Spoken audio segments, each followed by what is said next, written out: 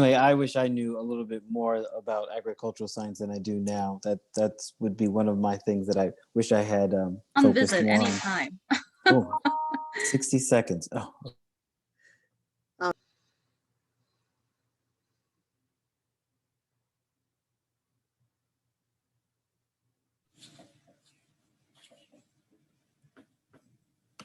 They'll start coming back. And then... Okay. It goes pretty fast, doesn't it? It does. Especially for Zoom, usually Zoom just drags on, but if you have people that want to talk and be engaged, that's good. It just had a couple folks ask for the link to the TED Talk, so I found the TED.com and put the title of it into the chat box. Okay, great. I didn't know if people had seen that before or not. I know some people have. There were a number of folks that asked about it. Okay, great.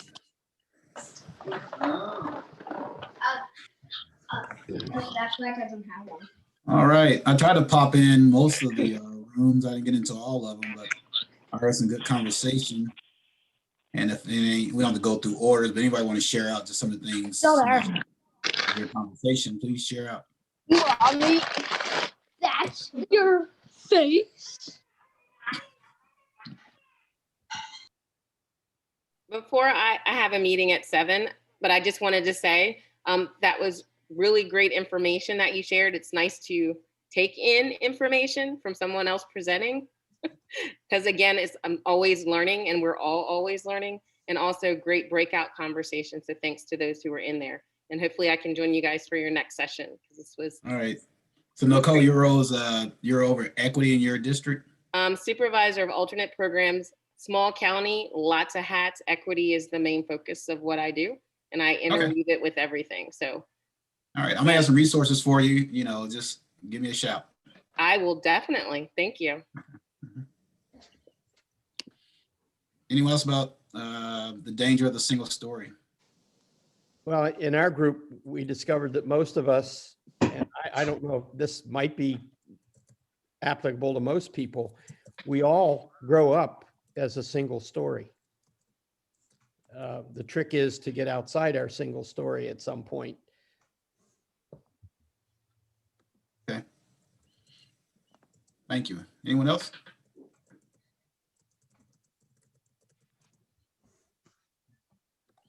All right. So what we're going to do is we're going to take a culture responsive teaching assessment, and then we're going to do our moment of clarity, and I'm going to leave you all alone for tonight. All right. Let me share my screen again.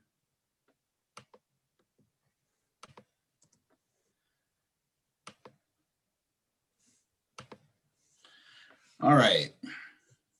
So all you have to do is agree or disagree about culture responsive teaching. Okay. So here's the first question. Agree or disagree? Culture responsive pedagogy is a new special type of pedagogy that is relevant only to poor and students of color. Agree or disagree? Are we supposed to respond verbally? You can chat. Just put it in the chat, probably quicker.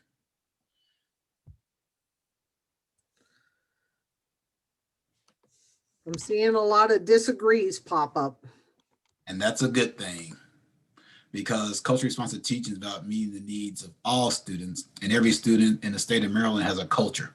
So culture responsive teaching is not relegated to a group of students, only one group of students or two groups of students. All right, good job. Culture responsive pedagogy is a bag of tricks that minimizes the difficulty of teaching some students, some diverse students.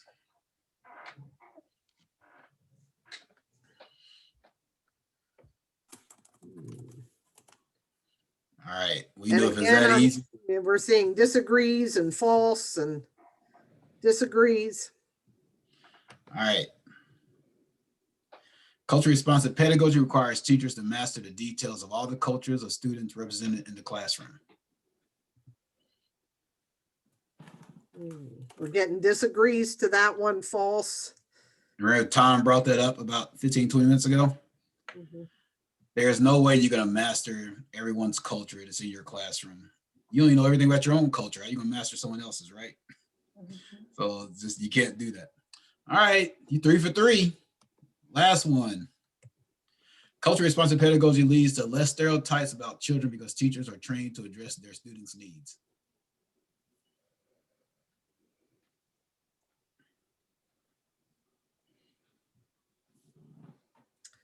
I'm seeing the agrees roll in. Okay, and this is a little tricky because in theory, this is true. But just because you've been trained, if you don't actually implement the practices and skills that you've been trained with, doesn't mean it's gonna happen. You all right? I tell my son all the time, soap only works when you use it. So just because, you know, you can put, bananas in the oven, but that don't make them biscuits. So just because you've been trained, if you don't implement those strategies, but in general, it's an agree. All right, good job, you all. All right, last thing, and this is just, we're going to, and some of the things are, I just want to share this real quickly with you around culturally responsive teaching. Integrate students' backgrounds, their social experiences. Remember, Nicole talked about validating people's experiences, their prior knowledge, and learning styles.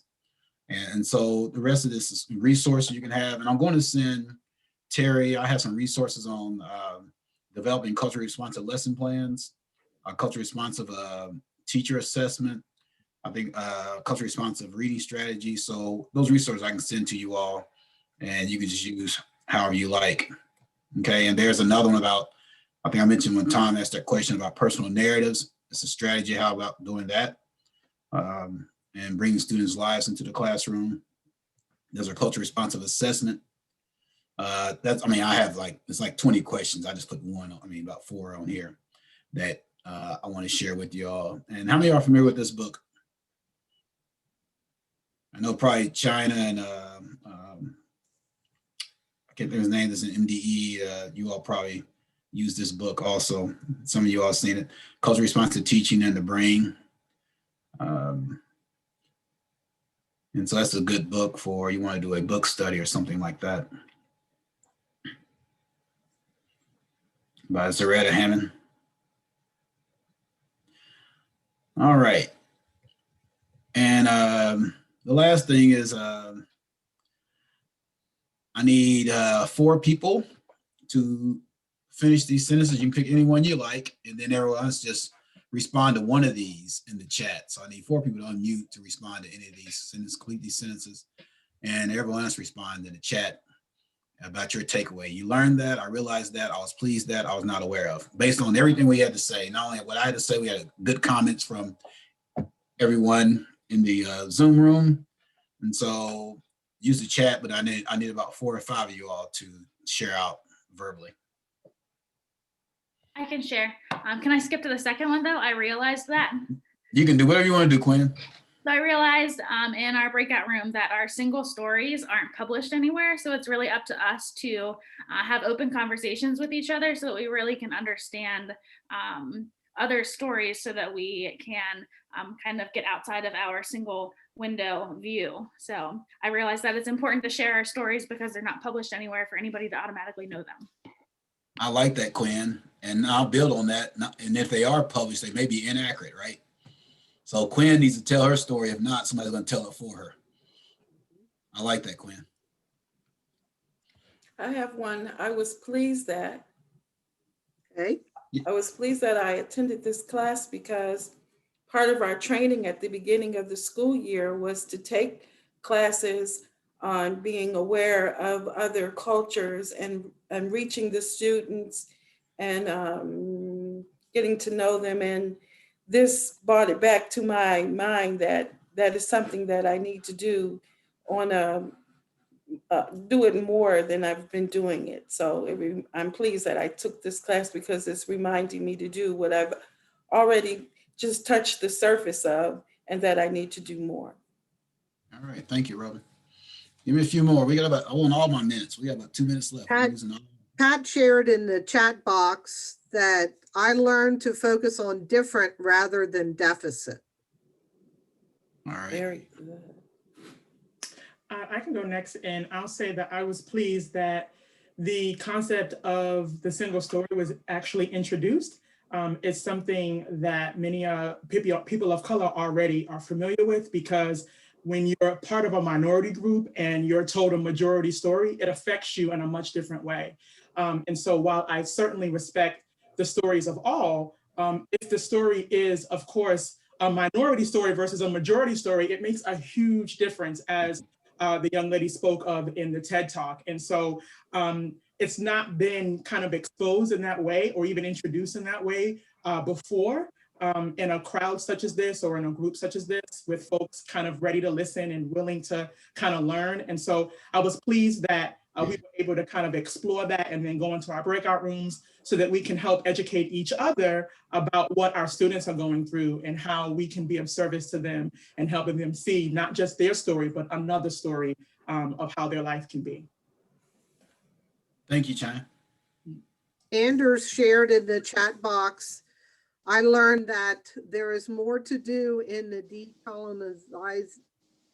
decolonization of myself. Sorry, I can't speak. That was from Anders. Okay, give me a few more. We have about 45 seconds, don't we, Diane?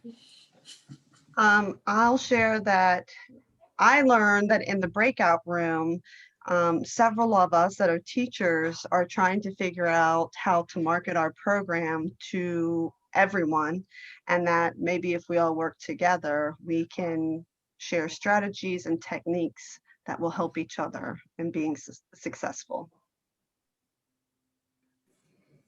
Thanks, Kelly. Anyone else? Last one. Dean said that I learned that I have more equity literacy skills than I knew, but I realized that I have a long way to go. All right. So I haven't talked to Diane and Terry in detail, but I really like to our next one to how do we create a racial equity culture, and then also how do we facilitate conversations around race and equity, and so giving people skills and things like that, have those conversations. When you want to be an ally, how do we create those opportunities to not only move from an ally to an accomplice and those kinds of things, but we'll have some other stuff also. But whatever is to meet you all's needs, if there's something else, Diane will let me know that some other things that we can put in there. Is everyone good to go? All hearts and minds are clear? If you look in the chat box, I've put a link for you to receive a certificate for attending tonight's program. So please fill that out. We'll have a evaluation and we'll send out to you. And be reminded that we will not meet next Wednesday, but our final workshop will be on February the 3rd from 5:30 to 7. So we skip a week. We'll see everybody February the 3rd from 5:30 to 7. Please take a minute, download the certificate for tonight for your attendance. We'd like to thank Dr. Cleveland for being here and joining us. Diane, is there other things you'd like to add? Nope. Thank you very much. And thank you everybody for your participation. And I know it was a good conversation for me to be a part of, and I'm sure you would agree as well. So thank you, everybody. Thank you all for your time. Thank you, Dr. Cleveland. We'll see you in February. All right. Thank you. Thank you. Thank you. Thank you.